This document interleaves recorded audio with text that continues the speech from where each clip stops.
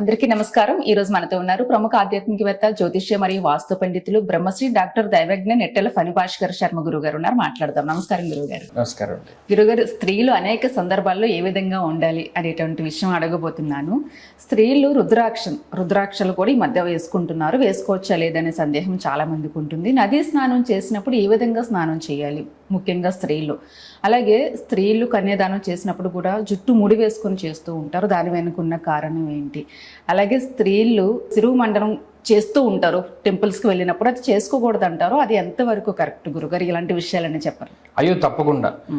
మన సనాతన ధర్మంలో స్త్రీకి చాలా గొప్ప ప్రాముఖ్యత ఉన్నది. అవును గురు. ఆమె లేకపోతే అగ్నిహోత్రం లేదు. ఒకడు ఇల్లు కొనుక్కున్నాడు, చాలా కొన్ని కోట్ల రూపాయలు పెట్టి ఇల్లు కొనుక్కున్నాడు. ఆ ఇంట్లో అగ్నిహోత్రం వెలిగించాలంటే వీడికి అధికారం లేదు. వీడిని వెలిగించద్దంది శాస్త్రం. ఏం చేయమంది? ఆడపడుచుని రమ్మంది. అప్పుడు తోడబుట్టిన అమ్మాయిని రమ్మంది. తోడబుట్టిన వాళ్ళు లేరు, లేకపోతే మేనత్తని రమ్మంది, లేకపోతే ఇంకొక పెదనాన్నలకు వీళ్ళకి పుట్టినటువంటి ఆడపడుచులను రమ్మంది. తప్పితే వీడు ఎంత కోట్ల రూపాయలు ఇల్లు కట్టుకున్నా ఇంట్లో గ్యాస్ పొయ్యి వెలిగించే అర్హత వీడికి లేదు. అక్కడ ఆడపిల్లే చేయాలి. తర్వాత అగ్నిహోత్రం అయిన తర్వాత ఈ యజ్ఞయాగాది క్రతువులు చేసేటప్పుడు కూడా హోమగుండం వెలిగించాలి అంటే అక్కడ స్త్రీమూర్తి ఖచ్చితంగా ఉండాలి. పూర్ణావతి చేయాలి అంటే స్త్రీమూర్తి ఉండాలి. స్త్రీ లేకపోతే వీడు ఎందుకు పనికిరాడు. భర్త లేనటువంటి స్త్రీ కొన్ని వాటికి ఏ విధంగా పనికిరాదని శాస్త్రం చెప్పిందో, భార్య లేనటువంటి పురుషుడు కూడా కొన్ని వాటికి పనికిరాడు. సమానమైనటువంటి నియమాలు ఉన్నాయి. అయితే ఈ మధ్యకాలంలో స్త్రీలు చేసేటువంటి కొన్ని రకాలైనటువంటి దోషాదులు మనకి ఎక్కువగా కనబడుతూ ఉన్నాయి. నిజానికి చూడండి, నోములు చేసుకుంటారు, పూజలు చేసుకుంటారు, వ్రతాలు చేసుకుంటారు, హోమాలు చేసుకుంటారు, కన్యాదానం చేస్తారు. కన్యాదానం చేయడం అంటే చాలా గొప్ప విషయం. అంటే దశపూర్వేషాం దశాపరేషాం మద్వంసానాం మాతృవంసానాం అందరూ కూడా పితృనాం నరకాతూతీర్య అన్నాడు. అంటే ఇటు 10 తరాలు అటు 10 తరాలు, తల్లి తరఫున తండ్రి తరఫున అందరూ కలిపి పితృలందరూ కూడా పైనుండి చూస్తూ ఉంటారు కన్యాదానం చేసేటప్పుడు. వీడు ఎలా చేస్తాడు? సాలంకృత సహిరణ్యోదక కన్యాదానం అంటే పూర్తిగా అలంకారం చేసినటువంటి కన్యని, ఎటువంటి దోషం లేనటువంటి కన్యని, అలాగే సహిరణ్యోదక హిరణ్యంతో కూడి ఉండి, అంటే నేను పలానా బంగారంతో లేదా ఆమె ఒంటి మీద ఏది ఉంటే వాటన్నిటితోటి పెట్టి నీకు దానం చేస్తున్నానని చెప్పి వాడు దానం చేస్తూ ఉంటే పైన పితృదేవతలు చూసి సంతోషిస్తూ ఉంటారు. అటువంటి మహత్తర కార్యాలు చేసేటప్పుడు స్త్రీలు కొన్ని దోషాలు చేస్తున్నారు. ఉదాహరణకి జుట్టు ముడిపెట్టుకోకుండా వదిలేశారనుకోండి, ఆ కన్యాదానం చేసినటువంటి ఫలితం ఆమెకి దక్కదు. ముడిపెట్టుకుని చెయ్యాలి. ఎందుకు ముడిపెట్టుకుని చెయ్యాలి? ఆ స్త్రీ చేసినటువంటి పాప పుణ్యాలన్నీ కూడా ఈ కేశముల చివర్లో ఉంటాయి. చూసారు, కుచ్చు కింద ఉంటుంది, అందులోనే ఉంటాయి. అందుకనే ఒక స్త్రీ ఎప్పుడైనా నదీ స్నానం చేసినా, పుష్కర స్నానం చేసినా, లేదా ఏదైనా తీర్థయాత్రలకు వెళ్ళి అందులో స్నానం చేసినా, ఆమె మొట్టమొదటిగా ఆ జుట్టంతా కూడా ఇలా సవరించుకొని ఈ చివరాఖరణ ఉన్నటువంటి ఈ కుచ్చుని ఇలా పట్టుకుని ఫస్ట్ అలా నదిలో ముంచి స్నానం చేయమన్నాడు. ఎందుకంటే ఈమె చేసినటువంటి పాపాలన్నీ అందులోనే ఉంటాయి. అందుకనే ఒక స్త్రీని ఎప్పుడూ కూడా ఆ జుట్టు వదిలి విరబూసుకోకూడదు అని ఎందుకు చెప్పారు అంటే, కేశముల్ని అంటుకునే ఉన్నాయి క్లేశాలన్నీ కూడా. క్లేశములు అంటే సమస్యలు, కేశములు అంటే వెంట్రుకలు. అందుకనే చూడండి, చాలా మంది ఇంకా అసలు బాధలు భరించలేనురా బాబు అనుకున్నప్పుడు మహానుభావ చింతరపతి వెంకటేశ్వర స్వామి లేకపోతే పెద్దరపతి వెంకటేశ్వర స్వామి నీ గుడికి వస్తాను, గుండిచ్చేస్తానంట. ఎందుకు? ఆయన కేశములు తీసుకుంటాడు, క్లేశాలను కూడా అదే రకంగా తీసేస్తాడు. ఒక మనిషి చేసినటువంటి పాప పుణ్యాలన్నీ కూడా తన యొక్క కేశాలని అంటిపెట్టుకునే ఉంటాయి. అందుకనే ఈ శిరోముండనం అనేటువంటిది ఎక్కువగా చేసుకుంటూ ఉంటారు. కానీ ఇందులో కూడా శాస్త్రం ఏం చెప్పింది? ఆడవారికి శిరోముండనం చెప్పబడి లేదు. అది అమంగళకరమైనటువంటి చర్య. భర్త ఉండగా శిరోముండనం ఆడవారు చెయ్యకూడదు. కానీ చాలా మంది ఏమంటే మేము కూడా మొక్కుకున్నాం కదండి, మరి మాకు అనేక రకాల బాధలు ఉన్నాయి, మరి మేము మొక్కుకున్నాం, మరి పెద్దరపతి వెంకటేశ్వర స్వామికి వెంట్రుకలు అంటే ఇష్టం కదా, మేము కూడా జుట్టు మొక్కుకున్నామని చాలా మంది అడుగుతూ ఉంటారు. అప్పుడు వాళ్ళు ఏం చేయమన్నారు? ఈ జుట్టుని ఎలా పట్టుకుని ఈ పిడికిలకి ఎంతైతే మనకి వెంట్రుకలు వస్తాయో అంతవరకు పైన కట్ చేసేయమన్నాడు. అందుకని ఆడవాళ్ళకి 3 కత్తెరలను పెట్టారు. శిరోముండనం పూర్తిగా ఆడవారికి చెప్పబడలేదు. కానీ వారు కూడా అనేక రకాల బాధలు పడ్డప్పుడు వారు భగవంతుడికి ఇష్టమైనటువంటివి కేశముల్ని సమర్పణం చేసి వాళ్ళ క్లేశాలన్నీ దూరం చేసుకోవాలి అనేటువంటి సందర్భంలో ఓ గుప్పెడితోటి పెట్టుకుని కట్ చేయమన్నాడు. అంతే వాళ్ళకి చెప్పింది, తప్పితే పూర్తి శిరోముండనం చెప్పబడి లేదు. తర్వాత ఈ మధ్య కాలంలో ఇందాక మనం చెప్పుకున్నట్టు నోములు, వ్రతాలు, పూజలు అన్నీ చేస్తున్నారు. కానీ ఎప్పుడైనా ఒకటి గుర్తుపెట్టుకోండి, ఆ పైట కొంగు గనక మనం పూజలు చేసినప్పుడు కానీ లేకపోతే ప్రదక్షిణలు చేసినప్పుడు కానీ భగవంతుడి చుట్టూ కానీ హోమగుండం చుట్టూ కానీ ఈ పైట చెంగు ఎవరికైనా తగిలితే ఆ పుణ్యం అంతా కూడా తోటికోళ్ళకి వెళ్ళిపోతుందని చెప్పారు. అయ్యో, లేదు ఆ పైట కొంగు ఎవరికైతే తగులుతుందో వాడికి వెళ్ళిపోతుంది తగిలిన వాళ్ళకి సాధ్యమైనంత వరకు ఇవే చెప్తూ ఉంటారు. పుణ్యం మాత్రం వీళ్ళ దగ్గర ఉండదు. అంటే చాలా జాగ్రత్తగా చెయ్యాలి. అసలు ఆ పైట కొంగు వదలకూడదమ్మా. దాన్ని ఇలా తీసుకొచ్చి ఇటు పక్కన దోపుకొని వాళ్ళు ప్రదక్షిణలు చేయాలి, కన్యాదానం చేయాలి, నోములు చేయాలి, వ్రతాలు చేయాలి. అందుకనే పూర్వం ఏదైనా దానం తీసుకునేటప్పుడు ఆడవాళ్ళు ఎలా తీసుకునేవారు? ఇస్తున్నమ్మ వాయిరం, పుచ్చుకుంటున్నానమ్మ వాయినం అన్నప్పుడు వాళ్ళు అలా పైట కొంగును తీసుకుని ఆ కొంగుతోటి పట్టుకుంటారు వాళ్ళు. పెద్ద పెద్ద స్వామీజీలు కానీ లేకపోతే ఎవరైనా సన్యాసులు కానీ వాళ్ళు కానీ వచ్చినప్పుడు బయట కొంగుని పడతారమ్మ వాళ్ళు. ఎందుకంటే అంతా దాంట్లోనే ఉంటుంది. మన వాళ్ళు ఏం చేస్తున్నారు?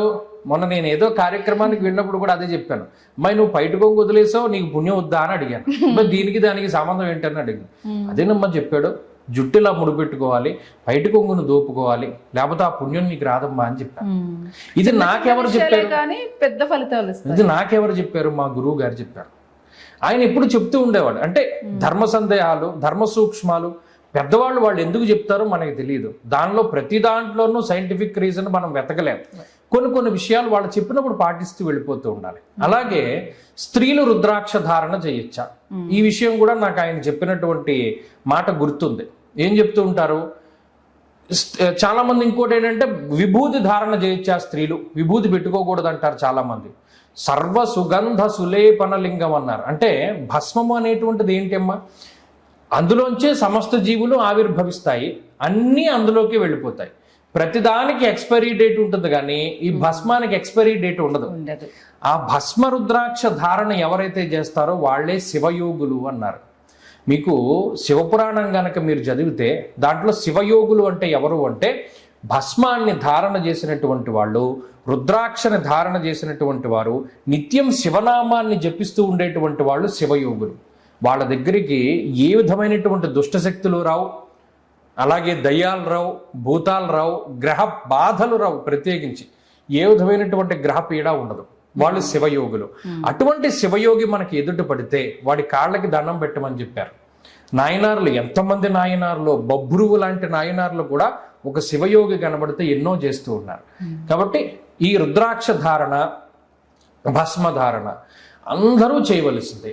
ఎందుకంటే చాలా మంది దీన్ని జ్యోతిష్యానికి మిళితం చేసి చెప్తూ ఉంటారు. ఏమంటే గురువు గారు మేము అశ్విని నక్షత్రంలో పుట్టాం, ఏ రుద్రాక్ష వేసుకోవాలి? అలా దాని లెక్కే లేదు.